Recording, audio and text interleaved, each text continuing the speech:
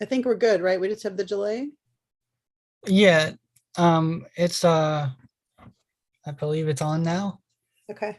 I don't usually see it, and I don't usually say we're live until I see that it's actually live streaming on YouTube. Okay. Oh yeah, but we're on now. All right.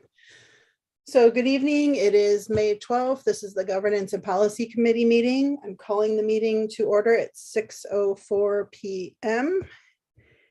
In attendance right now are Chris Vallon. Everyone just state your name. Zachary Baker, BOCES employee. Tracy Mears, board president. Ashley Pineda, board trustee. And Dr. Iverson will be joining us in a little bit. Okay, I'm just going to set a highly ambitious goal of 1 hour, which will probably end up being an hour and a half. I refuse to go longer than an hour and a half today. So I did send the minutes. Okay, I forgot how to do this now. Am I able to share screen? Oh, one sec.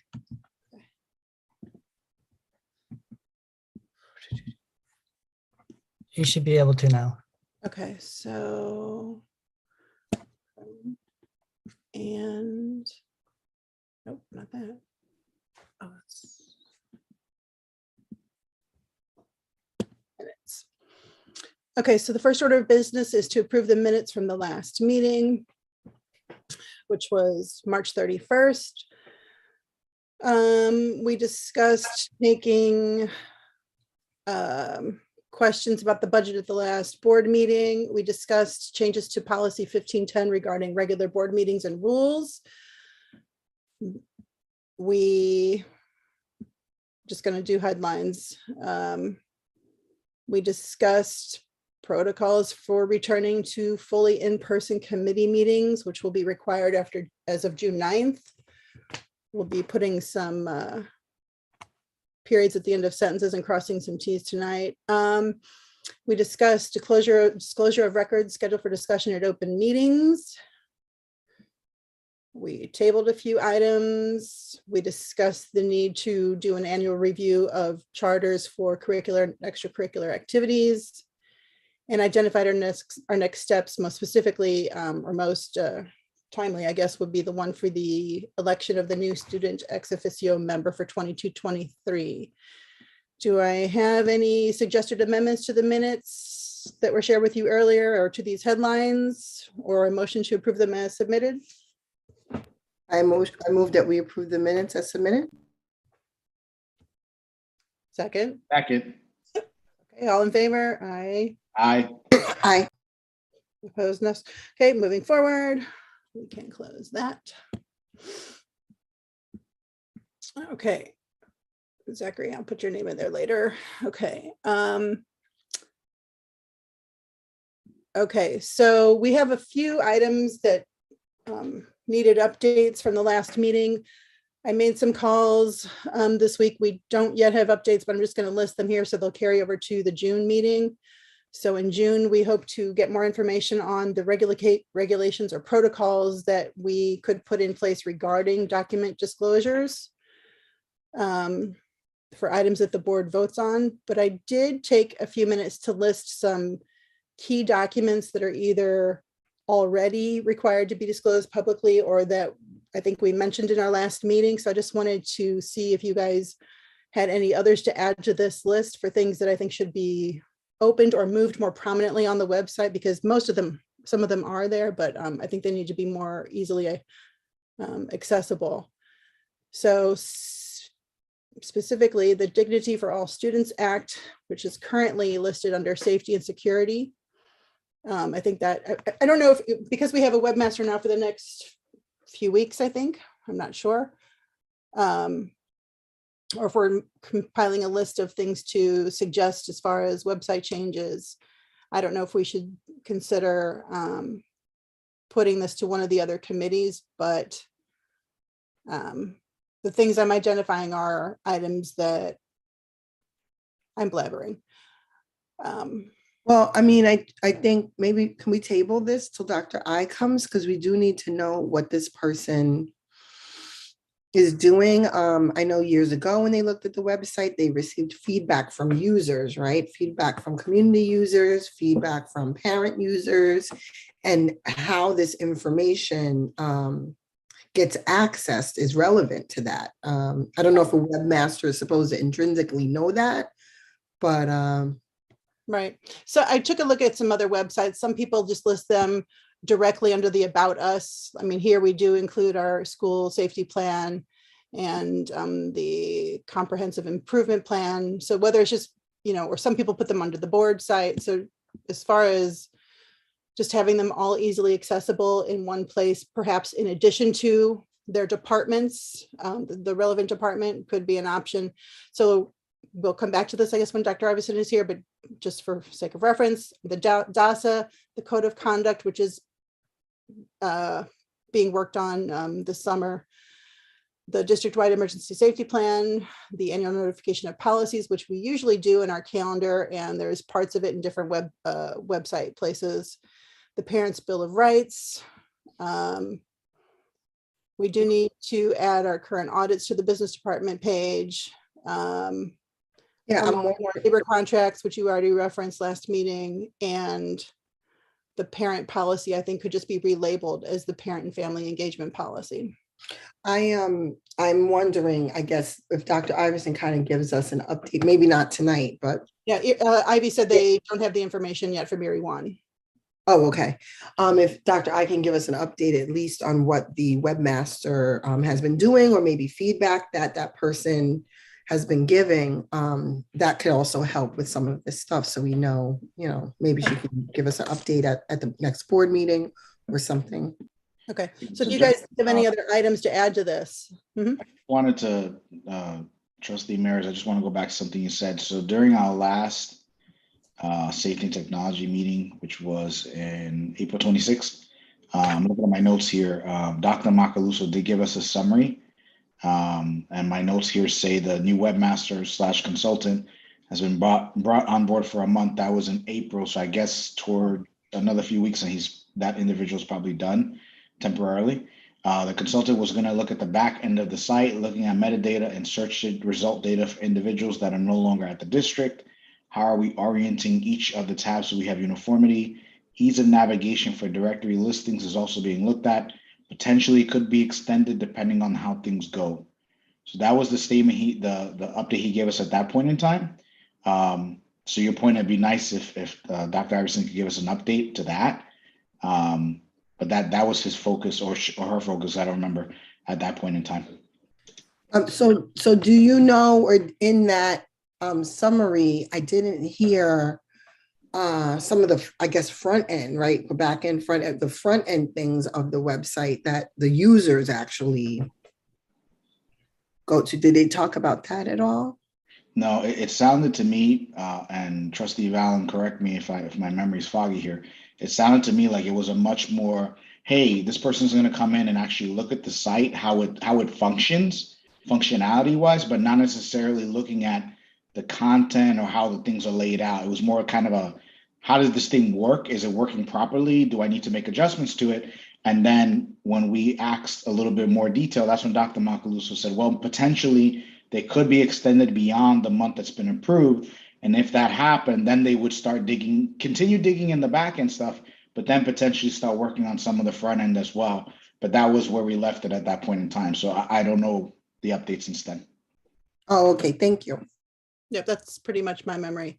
And again, the remit, I figured the remit of this committee is in reference to the document disclosure and just identifying major chunks of information that needs to be public and easily accessible. And is I see our remit is identifying those items to then pass over to either the consultant or an in-house person or another committee, whatever I guess Dr. I would suggest we do with it. So that's the reason I've listed these items here.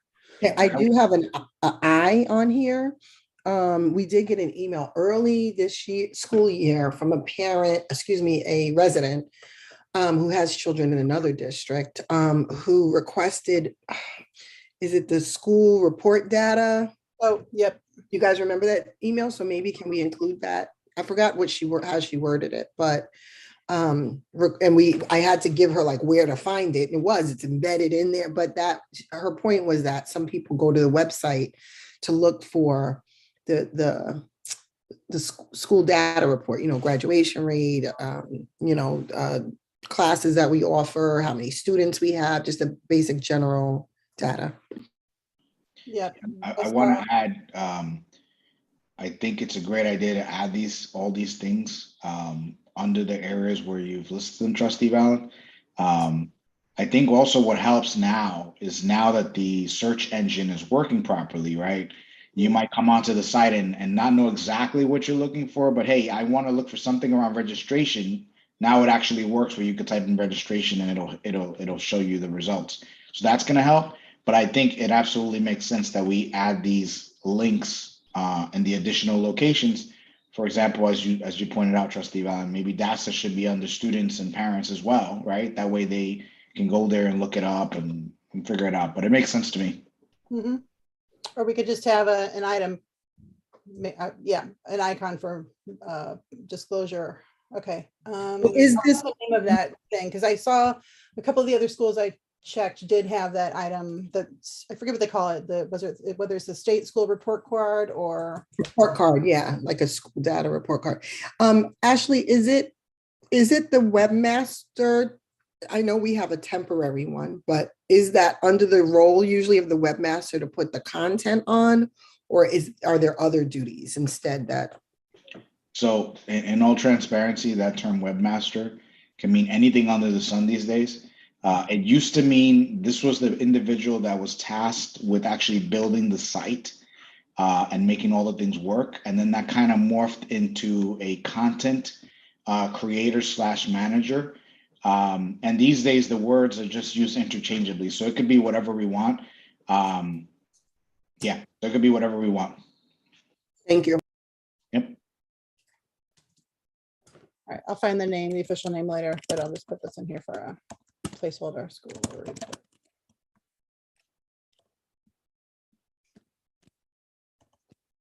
Okay. Okay, so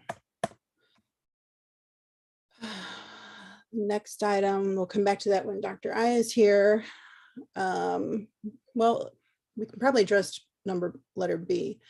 So when the committees are meeting in person, we've been saying that we are recommending that they meet in the TV studio for ease of recording or live streaming. At our last board meeting, when this was included in my committee report, some trustees asked whether different spaces could be used. Theoretically, if there's no need to live stream or record, when we don't have a portable camera, the answer could be yes.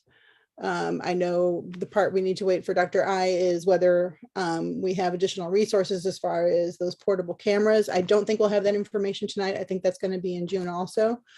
But I guess we need to get a temperature of the committee on, is there anything we're not thinking of that would make that not a good idea? Or do we give freedom to every committee to choose the site of their liking? Do they get options to record when it's not required? I know we're addressing this for like the 9th time, but. So I'm of the thought process that based on our last agreement, right, we let the committees decide, but for the committees that decide, let's say Dr. Iverson comes back and says, you know what, there is an impact being outside of the TV studio, whatever the story may be, then I would recommend that those committees consider, a budget version, and I call it budget, saying fiscally responsible version of live streaming. They could pull out a laptop, put it on a table, join a Zoom meeting, and just hit, go. Obviously, it's never going to look anything like what our TV studio can give us, but it still at least gives viewers what's going on, right? They'll at least understand what's going on and they can still be in tune if that committee so chooses. That would be another alternative option. Okay, so we just need the training component then for those that won't know how to do that themselves.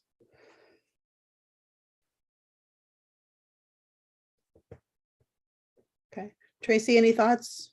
I think we should definitely leave it up to the individual committees to pick a space, as well as the ones that can meet without live streaming or can, then let them choose. I mean, they may need a larger space depending on how many people they're having at the meeting that day, or, so I would let them make that determination. Okay. Okay, and then I guess we need info from Dr. Iverson to confirm who should be submitting the facilities use request. It seems that in the past, this has been done sporadically by different people. So I guess we just want to know what the current protocol is. We'll come back to that. Okay.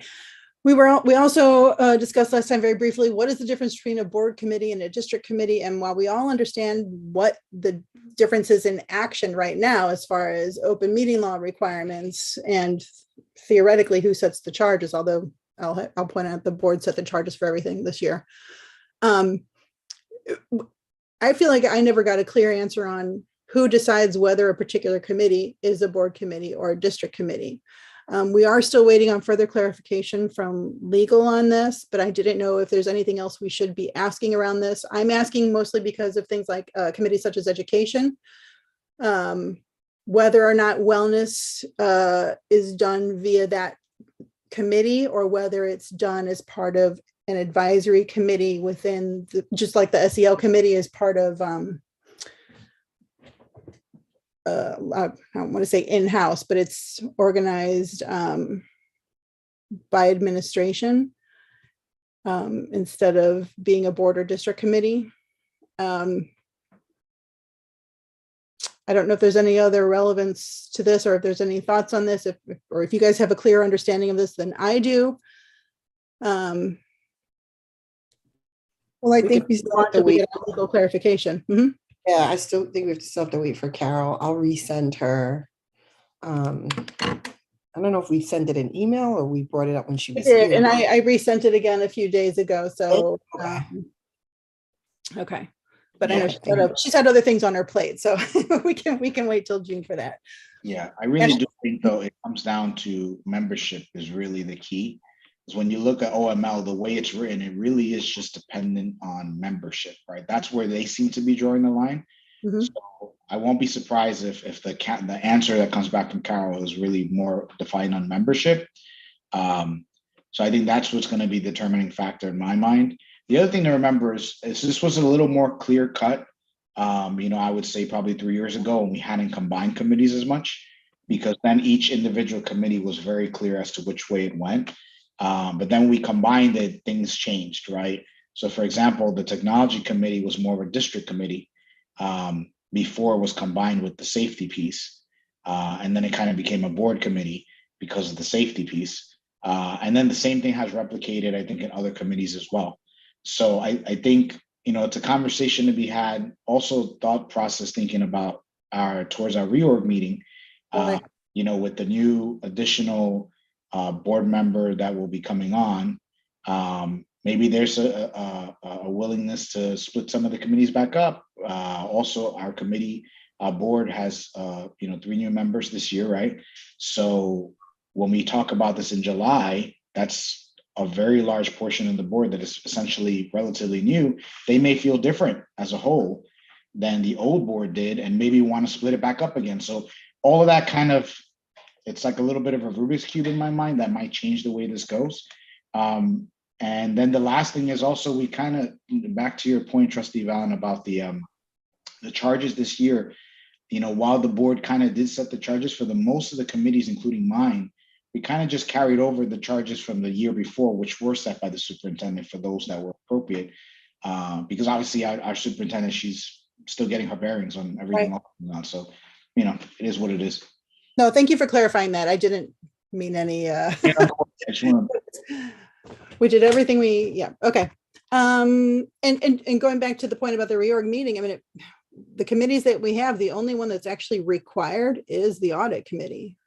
In theory, we don't need all those. Audit and health and wellness.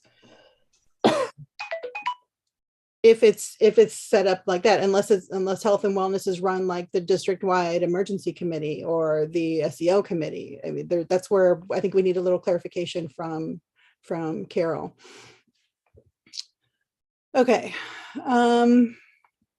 Moving on. Again, in June, we'll get more information on, there were 3 policies that were in the queue for legal to review as of 2020. And now that we've restarted that process in the last month, with, getting the list of updates for Mary 1 BOCES, and now we've confirmed that these 3 policies did not have additional changes, so they could stay where they were in the queue. So by June, we hope to hear where legal is putting them in their list of priorities, and when we could add those back to that those would come directly to the board, because they were theoretically already reviewed by admin, but I'm sure this new administration will want to give another look at them before we vote on them. I do, however, have an call out to Carol to see if we could be pushing through the policy referenced earlier about our regular meetings. So I'm hoping to hear from her before our next board meeting, or before you set the agenda for the next board meeting. Yes, Tracy. 2 things. Dr. Iverson says she's logging on, so I don't know if she's in the waiting room. And then Carol sent me an email. She replied to us on May 3rd. She said, what's confusing is the terminology of a district-wide committee versus a board committee. To simplify, advisory committees that have no power to take final action are not subject to open meeting law unless they consist of only board members. Not all district-wide committee meetings are subject to the open meetings law. If purely advisory and not required by regulation, the meeting would not be subject to OML. An example of one is the subject that is subject to OML is a strategic planning committee.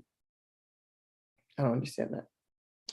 Yeah, that last I don't understand either. I did put that in our agenda. I don't see her, Zach, I don't see how to let Dr. Iverson in if she's trying to get in.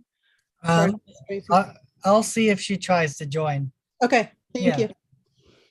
Oh, you have it there. Good. I didn't even see that. Okay, great. So not all district-wide committee meetings are subject to the OML. Which would be like CEC and finance and facilities right now, I believe, technically are not subject to OML, we've been told, because they have more public members on the committee.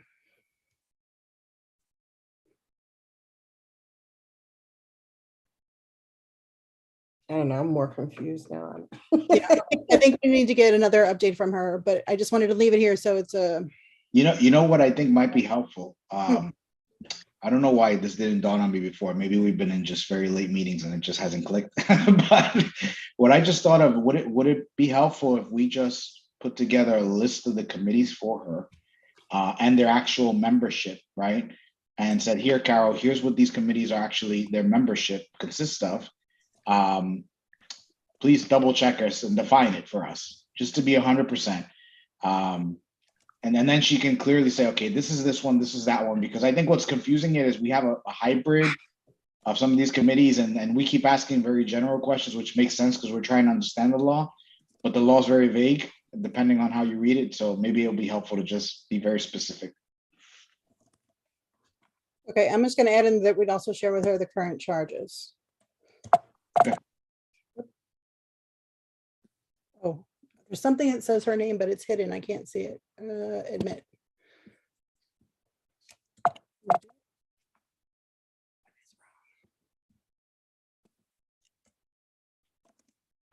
Okay, I think Dr. Iverson's coming in now. Oh, I see her name. Okay.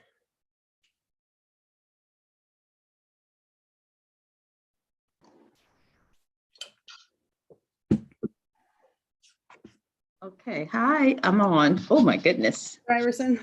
Hi, thank you. I'm so sorry I'm so late, but No, that's okay. We're zooming through some stuff that we don't have answers to. So, okay. All righty. how are you? Okay, I'm gonna give you a few minutes to settle in, then we'll go back to. All right, thank you. I'm just getting Sure. okay. I'm all set. I have the agenda right on top of the folder, so I'm here. Okay. All right. Thank you for allowing me to be a Sure. little late. I Sure. was in traffic and, oh, You have busy days, so. And nights. thank you. Okay, so yes, go ahead. I'll chime in where you are. Okay. Sure, we're, I think, right, okay, we briefly discussed, we're waiting for more information on the document disclosure process until June. I did reach out to Ivy yesterday and she says that she's still waiting on answers from Erie One. Mhm. But I did create a brief list of documents which are either required to be publicly available already and which are on our website but are somewhat hidden, Mhm. as well as other things that we discussed last meeting, as far as priorities to immediately open up if possible. Some of those include the DASA information, the code of conduct, which I said is being worked on or about to be worked on. That's the summer. Can I say that's probably summer work? Right. Yes, I mentioned that would begin in the summer. I didn't know if it already started or not, but Yeah. it's not finished yet. Okay, Yeah. the district-wide emergency plan, the annual notification of policies and procedures, Mhm. the parent bill of rights for data privacy, Yeah. audit information. We do need to add some of the most recent audits to the business page. I sent an email about that. We mentioned last meeting, opening up the labor contracts and more clearly labeling an item that's currently listed under parents and students. It's called parent policy, but it could be more clearly labeled as parent and family engagement policy, which is part of the Title I. And then Tracy suggested that we put on there the school report card. I need to find the official name for it, but I think it's part of the NICEA data. So these are just things that we want to open up as soon as possible. But then a query arose as far as the person who may or may not still be helping us with our website or what the next steps might be. I defined that the remit of this committee was more to identify documents we want to disclose in an easily accessible manner. And then you would tell us if that goes to how that would be done, whether it gets referred to another committee or whether it gets referred to the business office or someone else. Okay. So is the person that we hired as a consultant a few weeks ago still on working with us, or is that done now? I don't remember. That was done, but remember that contract was 30 days. Mhm. But we did meet with her, must have been late last week, around, and she's done some cleaning up, but there's a lot more to do.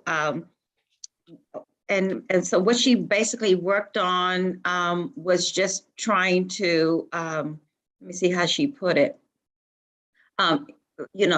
get rid of old documents that were on the website, but the problem as she explained it, she would run into that's not complete yet. As you click on, say, a link, and that link will lead you to another link when you was no capacity to go back to the previous link, or the previous link was taking her to another page. She said it just needed to be cleaned out. So that month was just about doing some of that. She did delete some things for us. She added some things for us, but the work is definitely more that we're going to need from her. She would be the one, Trustee Valen, to be working with how we put these, how to put these things on the website so they're more easily found. She did have some very good suggestions on how we can improve upon our website in terms of how things and documents are there presently. That's making it hard to find things because of where they're hidden, where they're coded wrong, meaning under the wrong tab, how some of the tabs with them, as I said, lead you down to the wrong link. Those are the things that, like I said, we're working on, but she would be the one to do this piece. I forget her name.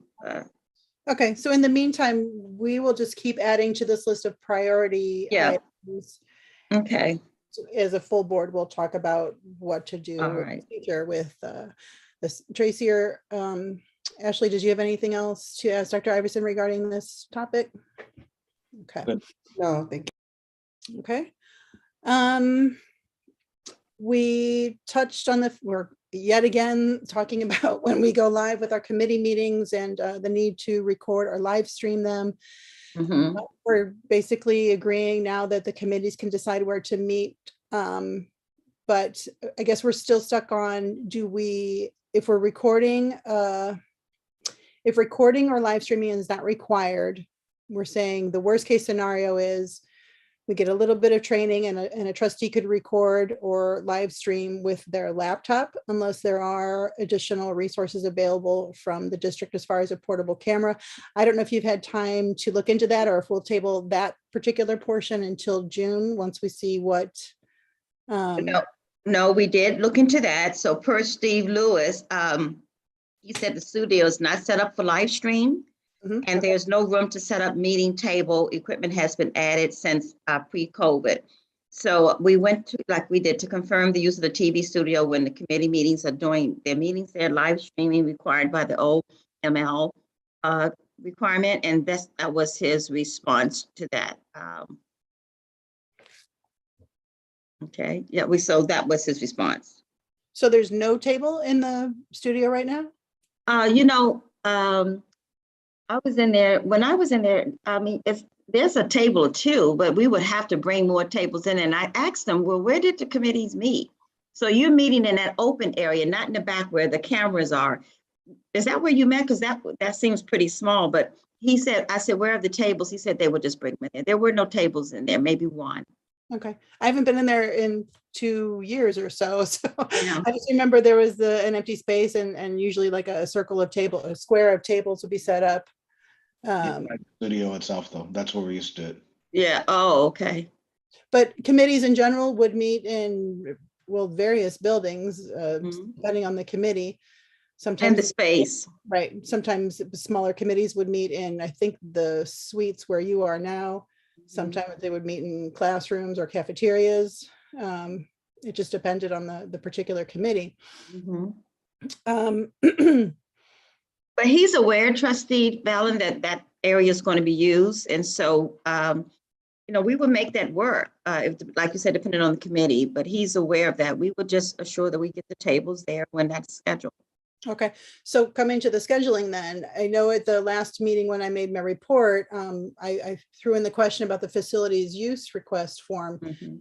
And other board members said that some years it would be the liaison, some years it would be the board member, some years that form wouldn't even be filled out. The liaison would just invite them to their offices. So what do you want us to Yeah. do from here forward? Do you want us to fill out the form, and who should do that? So we have here, we talked about that, so that we just have here that the BOE, Board of Education Administrative Liaison for that committee should just complete and submit the form. The BOE person. Yes, Okay. and that's sufficient. The BOE person or The Board of Education Liaison. the to this committee. liaison? So the board person does it, the trustee? Oh, Yeah. no, I'm sorry, the Administrative Liaison to the Board of Ed Committee, so that would be me. For this, if we were meeting there, to complete the staff form. member would do it. Yes, the staff member. So that would, the liaison staff member for that committee will complete the form for that committee. So for the CEC, which I know won't meet there, I'm that liaison. When they need to meet, I would complete the form for our committee meetings if we were meeting there. So whoever the administrative liaison for that committee will do the form. Okay. Well, actually, it doesn't go to the business office, it goes to the principal first. Yeah. Depending on where we're having it, if it's at the building's principal, but if it's going to be a central office, it will simply be done by whoever is the building liaison, the administrative liaison for that committee. Okay. Well, the form, all right, we can go, the form says that she goes to the principal for approval and then they send it to the business office. I guess because the principals know the events that are happening in their building. Right, that's true. So, all right. We'll work through that. Okay. Is there anything else there I did not cover yet? So just a point of clarification, if a committee's not recording or live streaming, basically we're saying they're open to use whatever space is available, I guess, as determined by, I guess, the principal of the building. Is that what we're saying?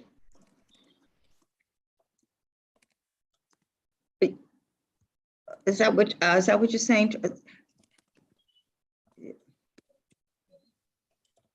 Sorry, Ashley. No worries, you want to Not repeat? recording. If we're not recording, I'm repeating what you said. If we're not recording, say that again. If we're not repeating, if we're not repeating, we're not recording and we're not live streaming, is the guidance we're giving to the committee then just work with the building principal and they'll help determine the space? Is that what we're saying? Well, theoretically, if the staff liaison for the committee is making the request, hopefully the chair and the liaison could determine if, for example, if CEC said, I want to start going to every school building, hopefully the chair and the liaison could say, set up a little schedule, and then if the liaison has to set that request, fill out that form, then yes, it would, for depending on the meeting date, it would go to that principal. Right. I think we should. My camera stopped working, so excuse me, keep. Okay, no problem, Dr. Iverson. But I don't want to put an additional burden on the staff either, so. Yeah, I think we should definitely communicate this to the board, only because I want to make sure that everyone's clear on the process. So what I don't want to do is we say it's this and then we don't translate that, or it doesn't get over to the board members, and then there's confusion and then we have an issue with the committee. So whatever we agree on, I'm fine with, but let's just make sure that we get it to them in some form of writing, not just as a report. Okay. Yes, okay. Okay.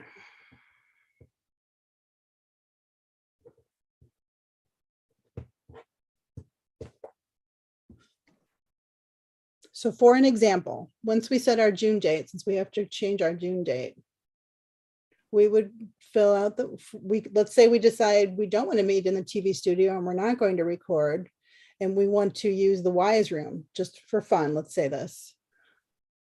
Then we'd communicate that to Dr. Iverson. Dr. Iverson, I feel like I feel like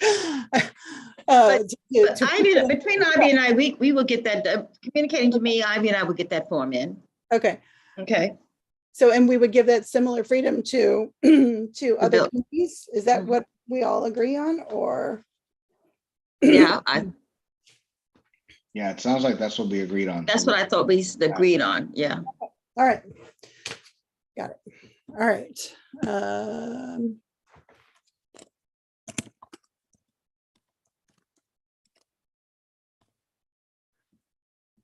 Okay. Okay, we're pending confirmation from Carol on some items, so we'll come back to that.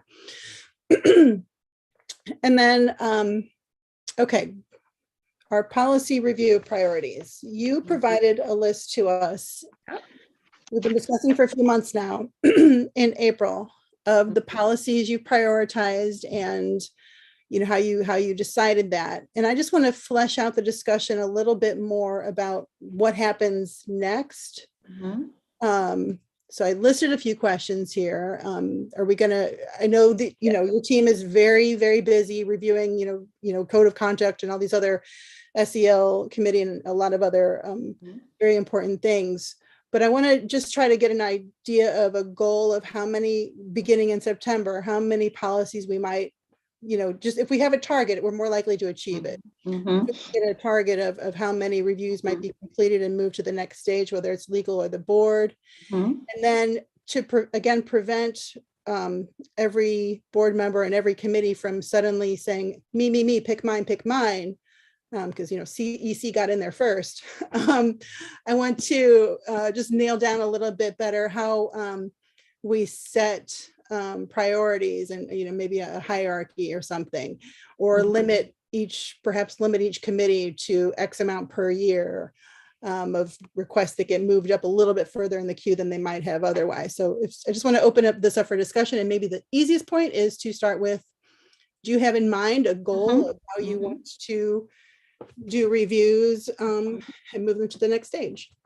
So yeah, we did talk about this too. So we're talking about the goals of the 50 or so that we prioritize, not all of the policies at this point. Okay. So when Ivy and I met and looked at it, and just from experience of, dealing with board review and board policy review and update, I said, so what's reasonable we can commit to try to get done? I'm thinking of the process from redlining first. So that's the process first, that side by side and redlining, and then then looking at the regulations, because we ordered in the regulations that have with policies that have regulations that need to also be drafted to align with the redlining. So, and then getting it to the various people to look at, and then before it's finalized and before the board. So we thought we could reasonably do 3 to 4 to maximum 5, minimum 3 a month.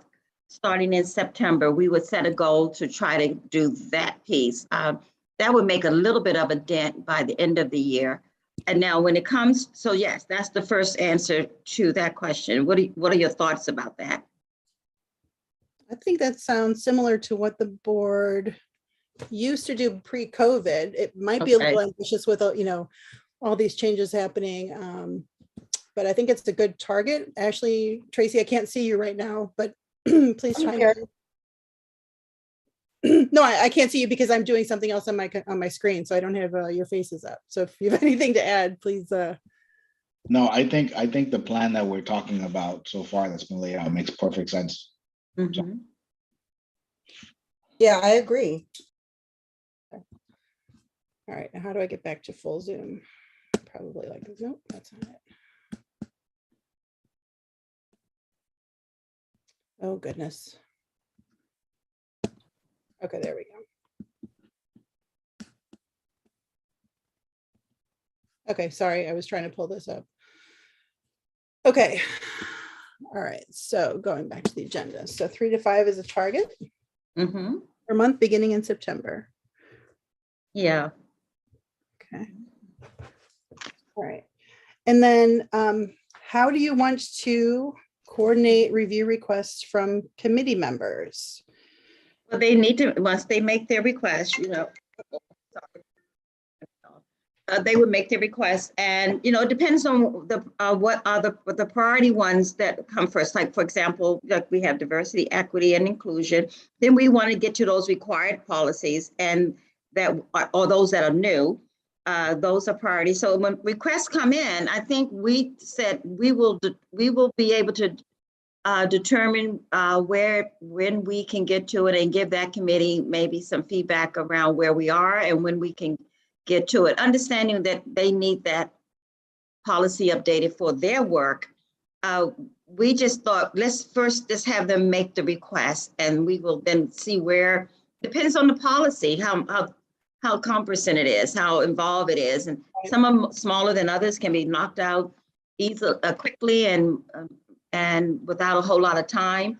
And then we will communicate, if that's okay, with the committee, where it falls and where it falls in the line of the 50 that we have prioritized.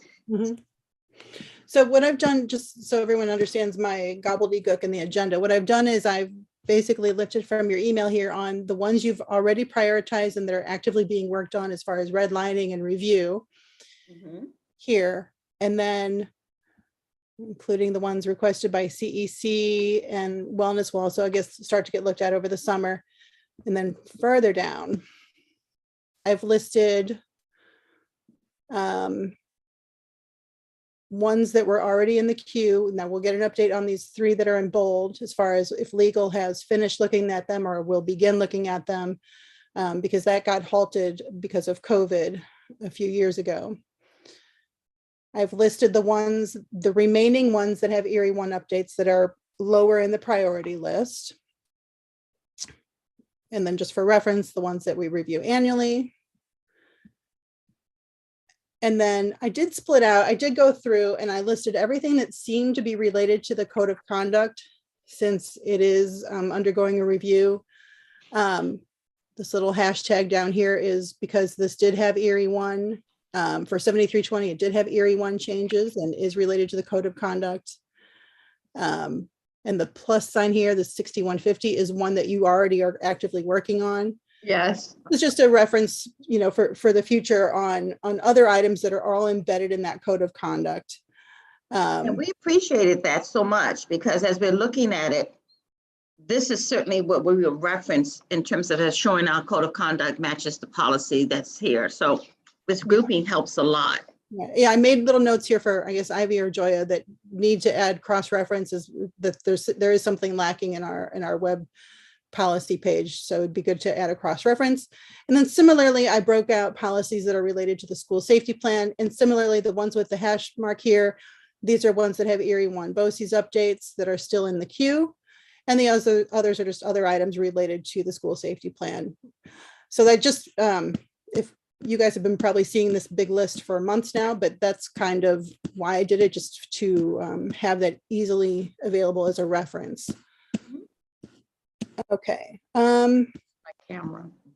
Do we have any other questions? I mean, what I'm afraid of, Dr. Iverson, is, well, you know me, I might come saying, I would like to look at these 5 policies, and I want to make sure I know my limits.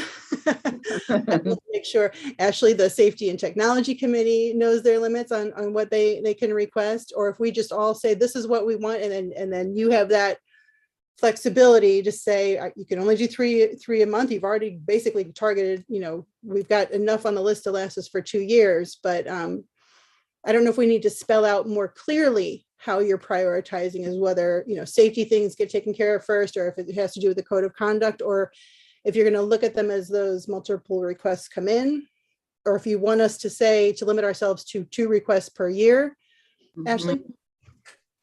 I would recommend, since there are so many in the queue already, that any request from a committee, unless it really rises to something where the whole board is in agreement with it, needing to be urgent. Otherwise, I would suggest we put it at the back of the queue, so that we give administration a chance to get out from underneath this mountain they have right now.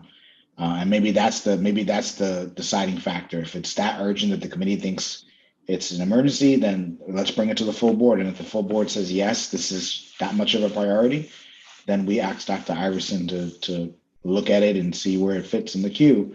But otherwise, we say, okay, just put it at the end of the queue. Because as much as we want to say this will be the one time we modify policies, we know next year there'll be another whole set of review of changes and all that. So it's going to be ongoing anyways. Right. I agree with that, Trustee Pineda. I like that as well. Okay.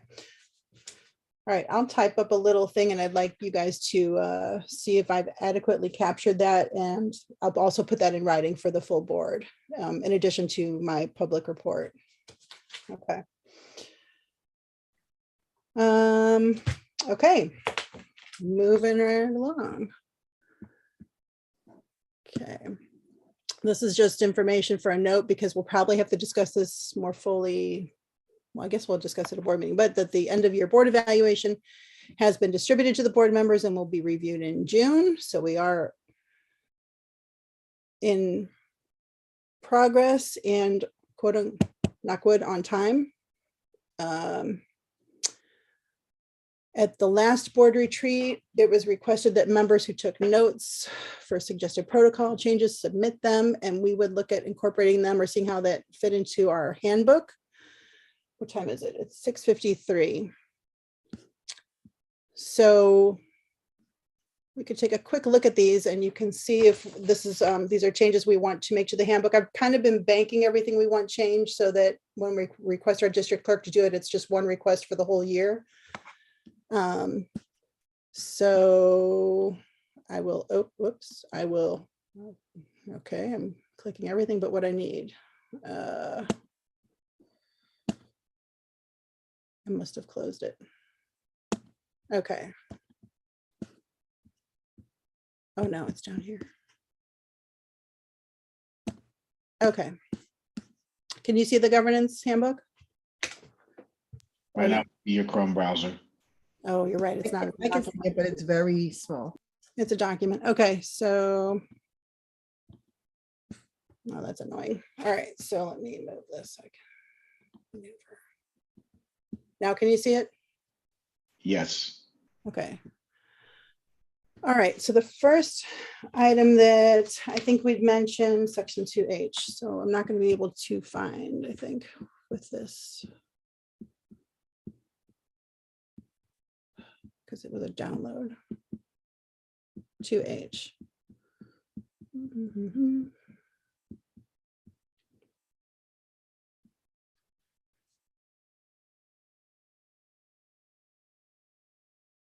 Okay.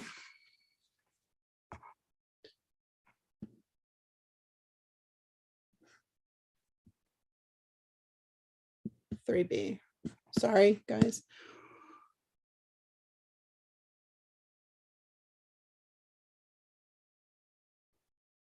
Okay. Section 5. 6.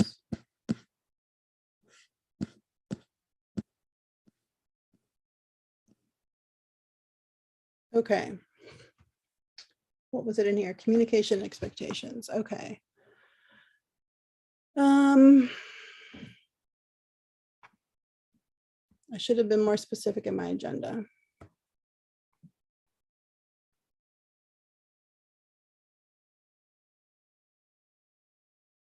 I think there was an item in here about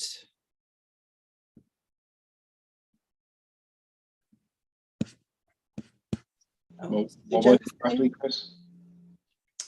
I don't know. I think how is the agenda set? This is now embedded in our new policy. Oh, good Lord. Section 8. Sorry. Okay. One thing we discussed was at the retreat was when we go to executive session that we need probably to add a little more specificity about our reason for going to executive session. So I just wanted to refer here to the section of the handbook, which lists every possible reason. So I'm going to suggest that that maybe this be copy pasted into that part of the meeting agenda. And then when we go to move to executive session, we list every possible reason. So it could be, for example, safety of the public, information relating to the employment of persons, blah, blah, blah. Well, Mhm. I usually share a document with the, not document, but an email with the board listing some of those very reasons. Yes. Like I pulled that from the OML. Yeah, I guess I'm saying when it would be helpful for me, at least when making that motion, if I had some of the language, because I know the one now by heart, but maybe this is just for my reference. But if we're discussing, for example, like we mentioned earlier tonight, one of the contracts, you know, in addition to talking about the employment history, we could add on also that we're talking about you know, collective bargaining negotiations. We should say multiple reasons. So I guess if that wording were easily available, it might be easier to do for me, at least. So maybe on the next executive session information, I can do a trial run with you, Tracy, on that wording to see if it works. Okay. Yeah, that would be fine. I mean, I can also, because Joya does the agenda, I can talk to her. I know Board Docs has kind of template things in it.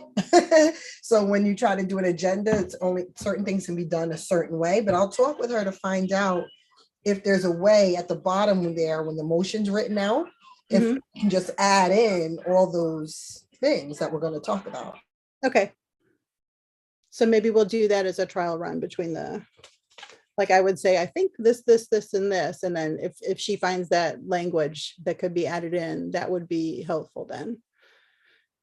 because for me, remembering all this verbiage is hard. And again, Ashley, you alluded to, we have 3 and now probably 4 of us will be new as of July. I think we're still in a learning process. Well, you're veterans now. That's what you say.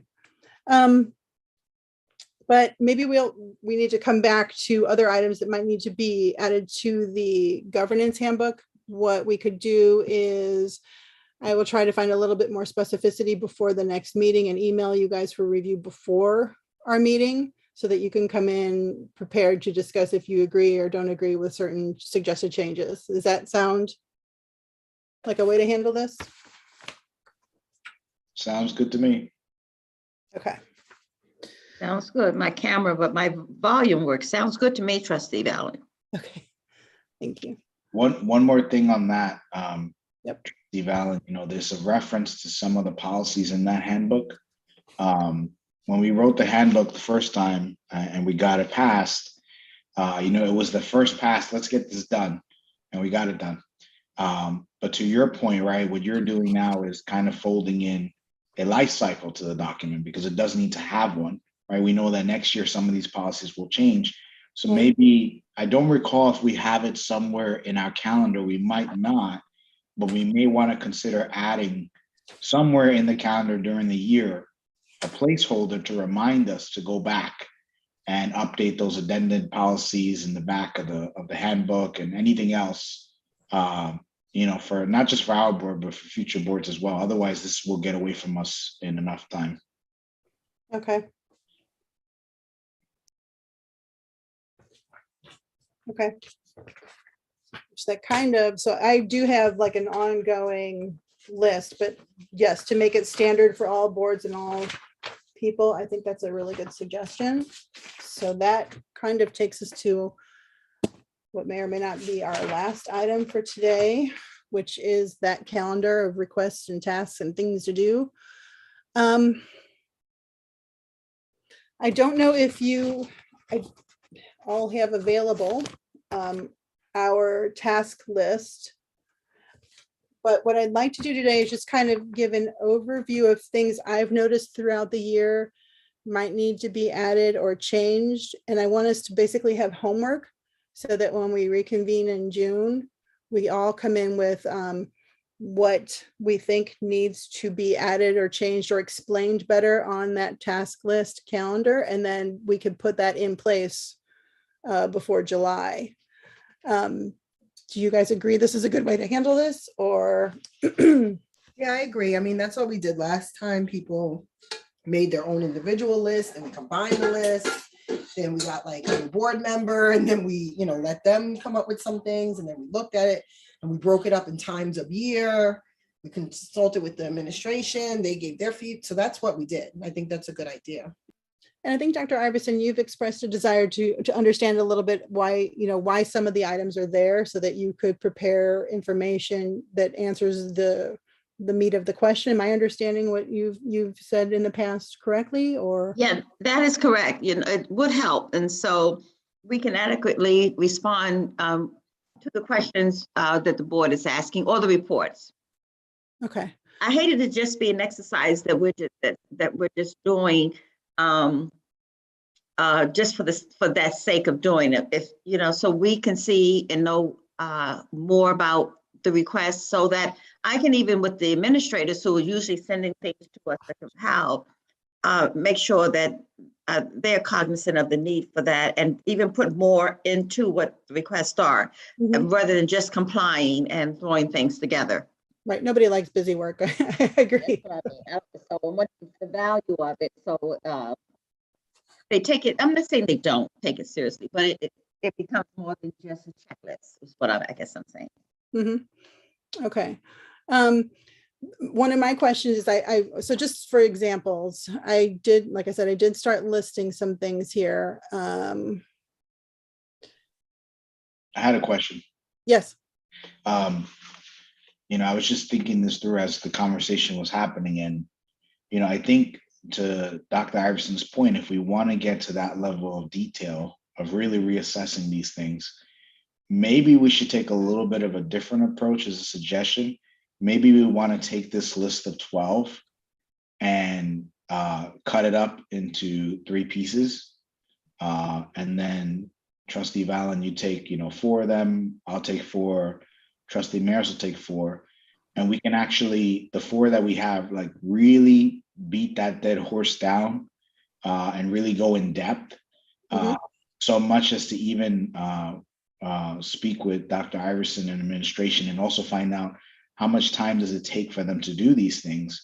Because what I'm concerned about is if we all kind of look at the 12, there's so much of a scope that we're going to probably go like an inch deep versus if we take the 4 for each of us and we go down a foot or 2, we may be able to come back and say, you know what? Yeah, this one really doesn't make sense. Let's get it off the list or whatever we want to say, because we don't have a lot of time. So that was the only thing I was going to suggest, another way to think about it if the committees go with that. I'm good with that. I want us to be very, I don't want to say word careful because it sounds so gloom and doom, but I want us to be mindful that this list was created over 3 different years with different boards.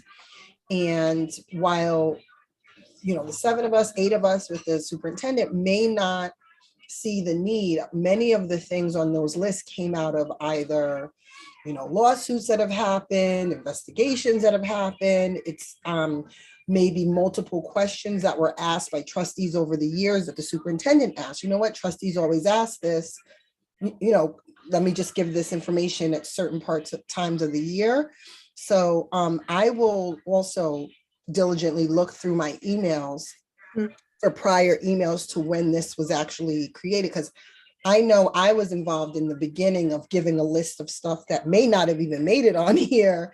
I think David was the president. I think it was my 2nd year on the board, and now I'm in the 5th year or something. So it was over several years that this came up. So I just think we have to be, think about that as well. Like, something might seem irrelevant to this current board and situation and administration, but it may be something that had created an issue in the past.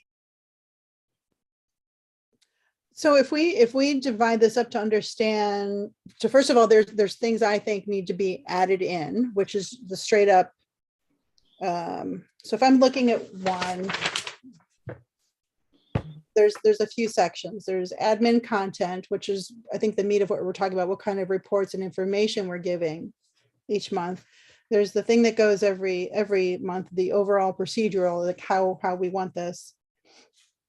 And then there's different events and whatnot. So some of the things I've listed here are different events. It's more just calendar items of due dates of things that need to happen. So I think that should be fairly straightforward. I think maybe at our next meeting, we should all together discuss the overall procedural items, because that's the same for every month. But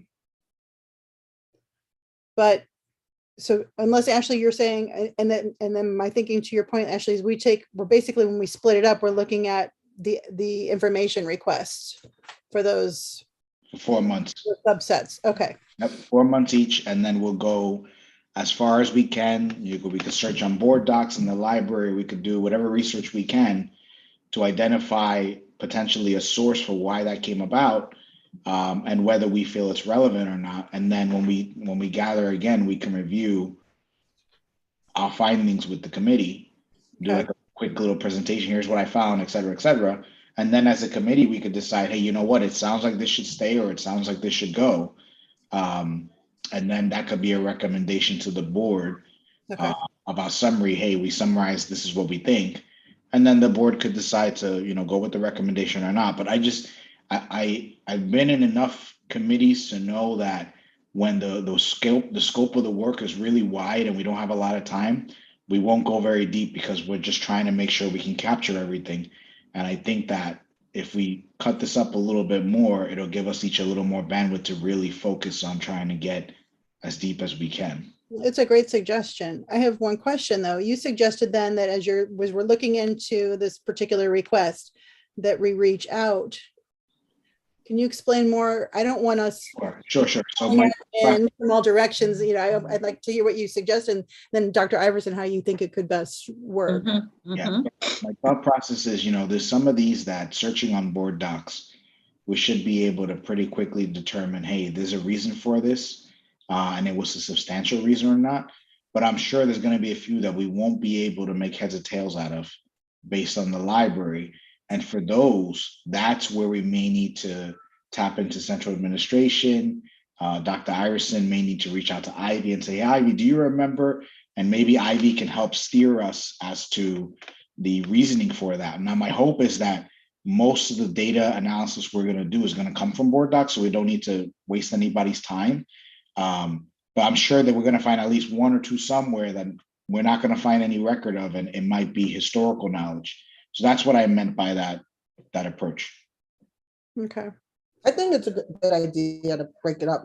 Remember, we also have Trustee Warner, who was the president at the time when we first initiated this. I don't think it was enacted until Antoinette was president. There may be emails. There's a lot of different data points. So you're telling me, Tracy, that you should have the months with the most items in them, since you have the most history on the board. And you'd be able to search through more emails than I would, for example. I don't know. Dr. Iverson, when it comes into Ashley saying if we can't figure out the rhyme or reason or how it's used or how the district would use information, and he suggests tapping into central admin or Ivy, how do you want that information request to flow? Yeah, if I'm on this committee, I can take that back and be that person to get it, and then communicate it to the administrators in terms of any feedback we want to provide to that. Okay, so we should email you, copy Ivy. Yeah, okay. Ivy, me, email Ivy and me, because Ivy was on those calls with me, just taking minutes from what's been decided. So she, and she, a lot of times, I would give you a good example, some of the calendar events, she's on the call to confirm with principals, is this still happening? So it's this kind of work she does anyway with me around some of the things that are requested. So okay, we will just make that part of what we do. okay. All right, so I guess let's divvy this up. Should I actually look at how much information is in each month?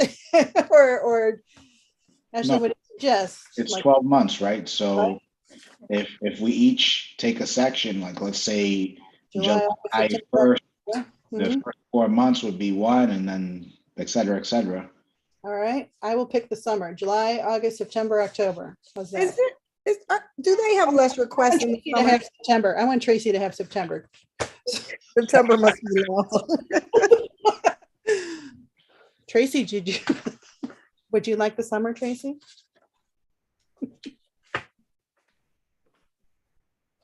I will, as chair. I'm here. I couldn't find the Tracy. No, I'm okay.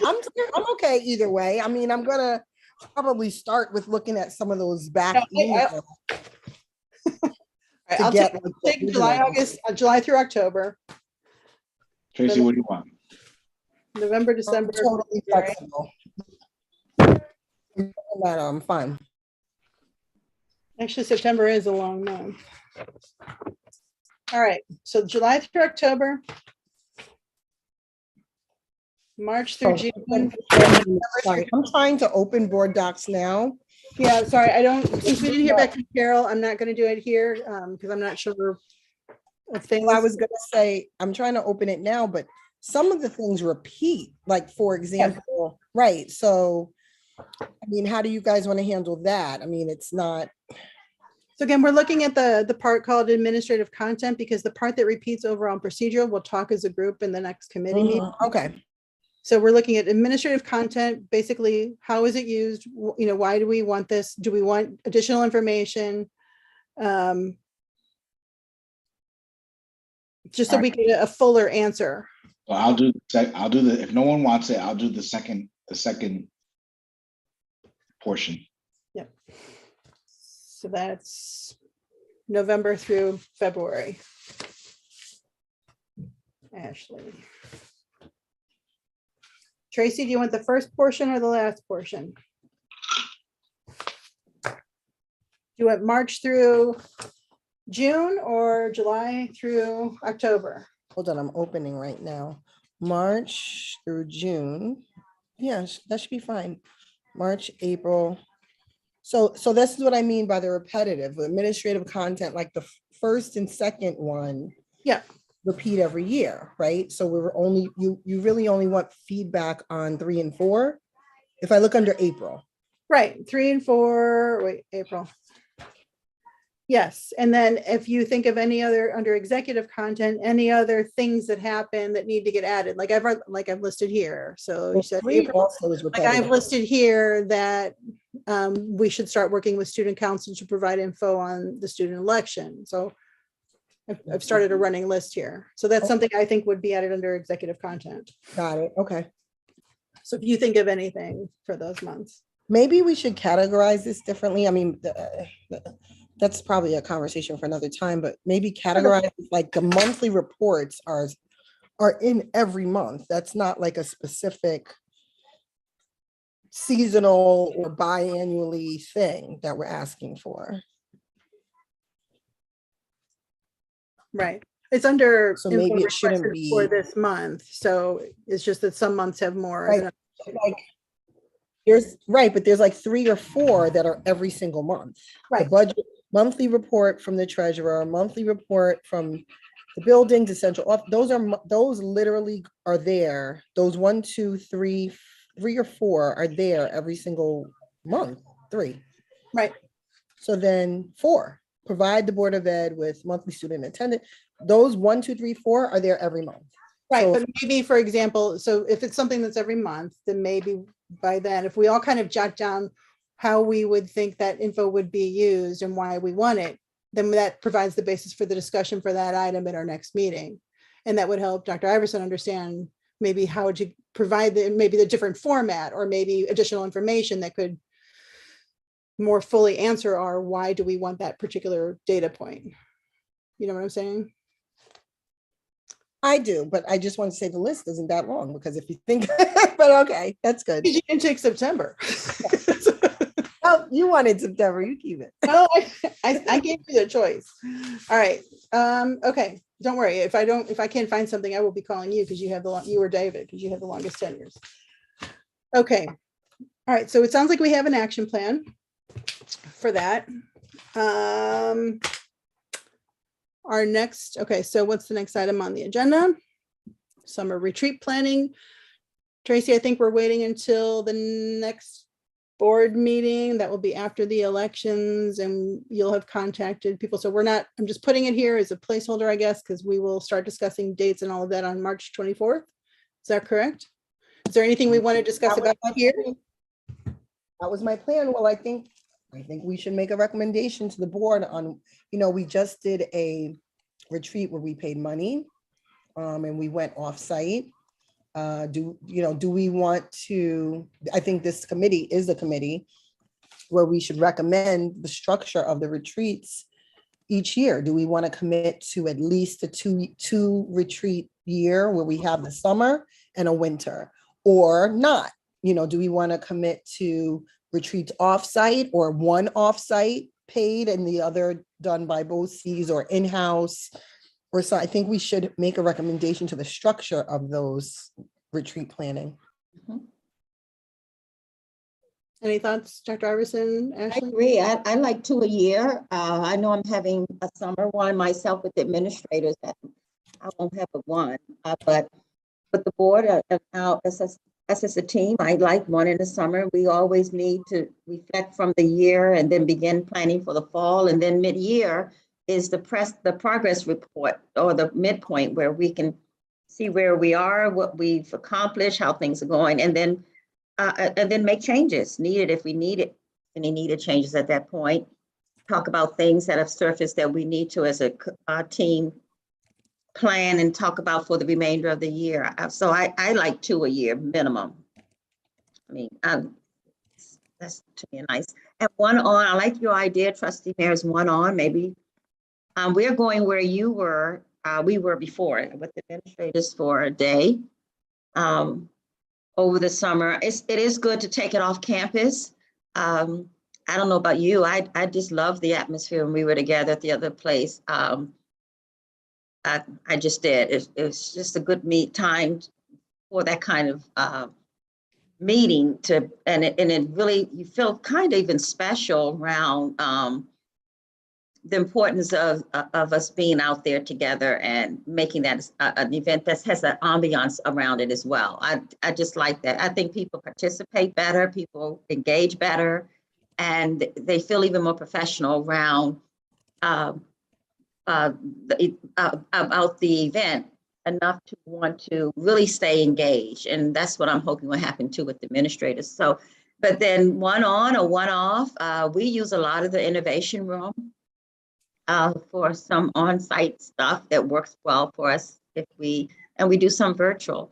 So, but I like a combination is what I'm saying, Trustee Mears. I kind of agree with that. I don't know how you others feel about it, how many we would need. So these would be 2 full-day retreats, are you suggesting, Trustee Valen? If we go with 2 or 3, are they full day? Are they like we have now, sometimes half day or a couple of hours? If it's full day, I think we should go with 2. I'm not suggesting any specific thing. I do agree that twice a year, I think is worthwhile, especially again, we're new, we're building the team. I think we need to continue that work, and waiting a whole year to do some of that, I think will slow us down. Location and length depends, I guess, on what we're going to cover. Ashley or Tracy, did you have any other thoughts? I've kind of outlined a little bit here some of what Dr. Iverson was saying. Yeah, I had one thought. I think for the years, so when we look at the board trustee cycle, right? I think it's 2 times, it's 2 members, 2 trustees, and then there's one where there's 3, right? Yep.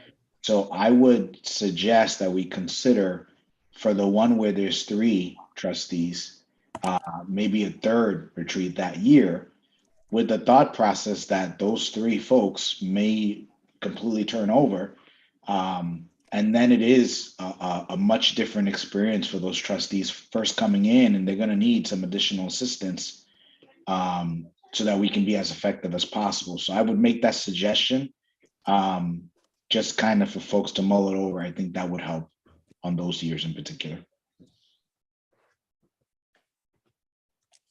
I think that's a great idea. I think we also this year we had so many also because we ended up having this virtual one. Remember that?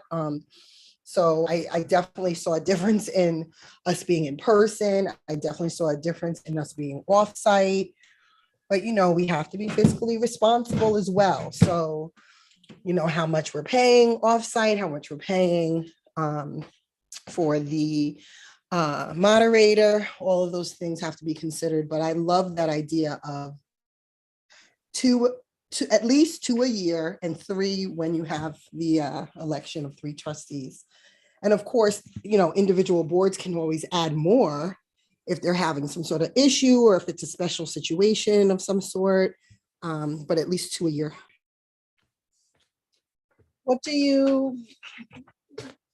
What are the initial thoughts on what we would cover at a summer retreat? Would it be reflection and planning?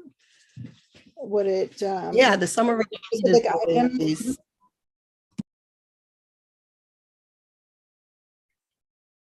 I think it would be everything that you have jotted down there. Would it be work we do ourselves? Would it be bringing someone in? Or do we? Whenever we're doing team building or training, you want to bring someone in.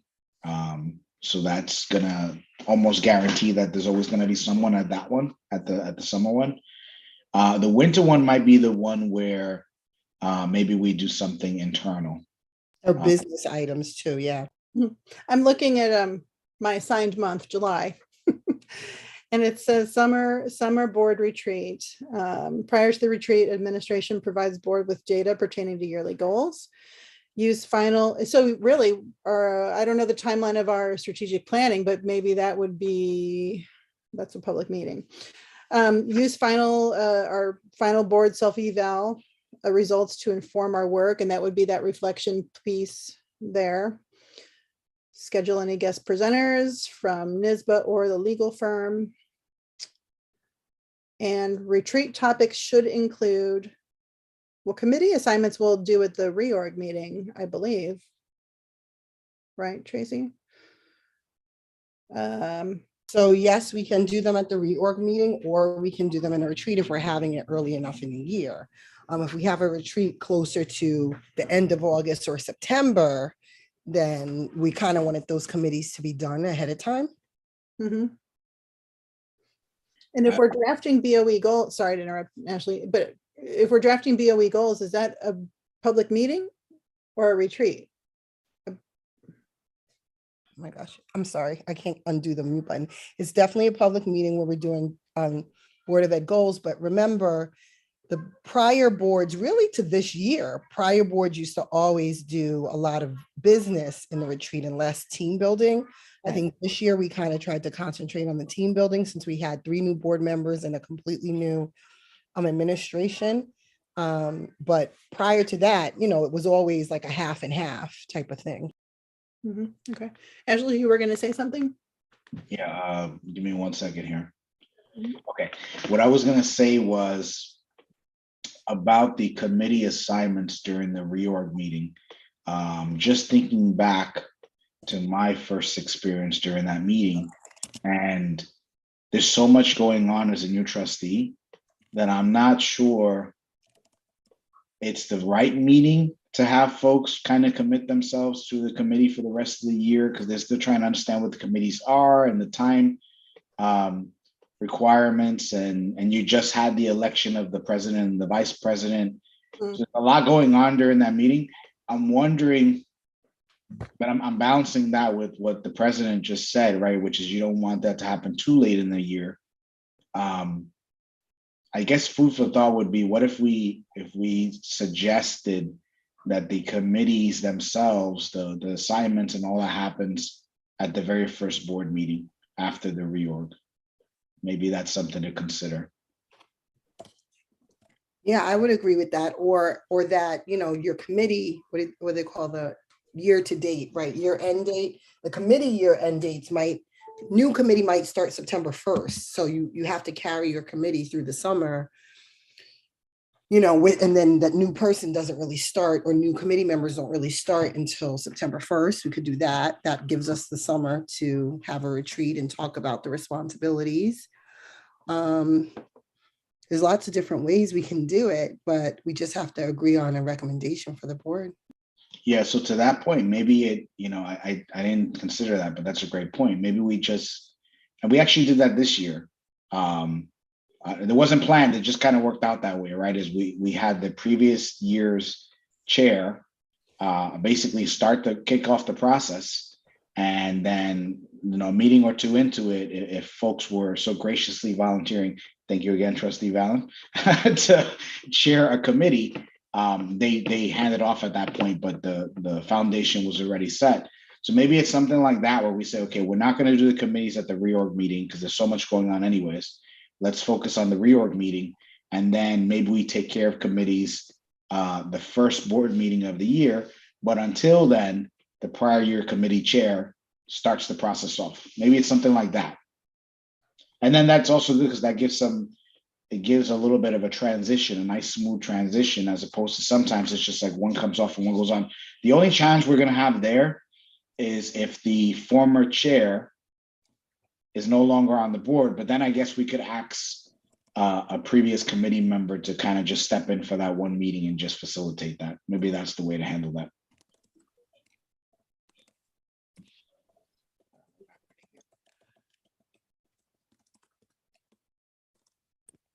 Okay, I can get behind that. Tracy, it sounds like you're muted. You're muted. I know, I was trying to I'm on a different screen because I was looking at the committees just now. Yeah, I mean, I guess I don't want us to get too convoluted because, one day all 3 of us will be gone. We want to make it as simple as possible for whoever kind of comes in, and just, it's very simple to take over a committee or whatever. That's all. I just it could be as simplified and direct as possible. This is just a note for me. Okay. Okay. It sounds like we have our bare bones suggestions and we'll start looking at dates. It's almost 7:30. Is there any new business? Tracy? I don't know if it's new business. You might need to jog my memory. Do we have a training schedule or content for our ex officio student members? Because we jumped right into things with our ex officio member, Miss Panus. But since we're now for this upcoming year, we're going to do the full real process for the entire year. Do we want some training on like, board superintendent roles, right? Just the basic, very basic training, maybe even that the board or what is it? So you want to be a board member type of training so that they understand kind of what board members do, what we can and cannot do, in meetings, what we can and cannot do. Because, having a student member for the full year is a huge commitment, and they must know some of these basics. Mm-hmm. Ashley? Thank you. I agree with that. But I'm just wondering how practical it will be to expect the student to go through something like that. So I'm wondering if maybe I'm gonna call it a student version of the handbook light. And we kind of just tailor it really just as succinctly as possible to the really need to knows that they need. And maybe that we make that part of the packet we provide them once they get elected by the student body. And that way they have a little, time to prepare themselves. And to your point, President Maris absolutely has to cover a few of the critical pieces. But I think if we give them like a light version of our handbook tailored to them, that might be the best approach in my mind. And also, we talked about it briefly this year, but I don't feel like it happened. I think we offered to have like a board member come and talk to the people who were interested in serving. And maybe, if there is a handbook light that's like 2 pages or 3 pages, that type of information can be, read to maybe the junior class, maybe next year, before they decide to go ahead and run for the position, so that, people can understand. It's also a way to educate the student body on what the board and superintendent does, how a district functions. We're a government agent entity, and we want our children to be civically minded. And so, when they go out of our doors, it's a form of education, really, explaining to them how these things work. So just so the committee knows, as a chair of this committee, I've taken it upon myself to be in communication with the high school regarding the election.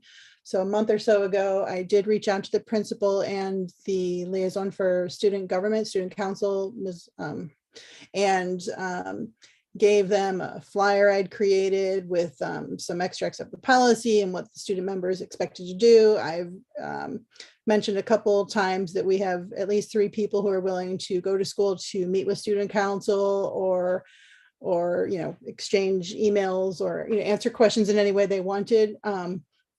So I did put that out there. So some of the expectations have been given to them. I asked for an update on the election last week. I haven't heard back, but I do know that information was given out to the students seeking candidates. I'm going to school tomorrow to see a WISE presentation. So I'm hoping to run into somebody tomorrow to follow up on the election, since ideally it's taking place next week to coincide with the school vote. So I've made those offers have been made, but I do like the idea of doing the little handbook and a bare bones, what happens. I did have, just so you guys know, I did have emails prior to Ms. Panus coming in this year with what to expect when you get here. But I do like the idea of formalizing it in a written format and augmenting some of the information that I did not provide to her Oh, I thought you provided wonderful information. I'm just, There was eventually, some one gaps. day, There we was some will gaps. all not be on the board. We will be watching it on television and saying, wow, I remember those days. We went to all those meetings. And, just for future people to have documented what to do. Yep. Okay, so I don't know. I'll Google if there's like, student handbook light out there. Otherwise, Or we can call up one of the districts who have student ex officio members. We don't have to reinvent the wheel and ask them, like, how do you train your students? could we, after the election, ask our district clerk to make that call or send that group email to her district clerk contact list? You're muted, Dr. Iverson. Yeah, I think that's a great suggestion because Ivy does have that contact list. We can do it through that vehicle. Okay, but let's wait till after the elections because everybody's ready for the long days next week. Okay. Does that seem to cover everything around that topic? Okay, is there any other new business, or do I hear a motion to adjourn our meeting and begin our homework or take our naps? Go to sleep. I move that we adjourn this meeting. Second. All in favor? Aye. Opposed? None. Motion carries. Great. Thank you. Everyone get some sleep. Well, thank you. See you tomorrow. Talk to you tomorrow, trustee mayors.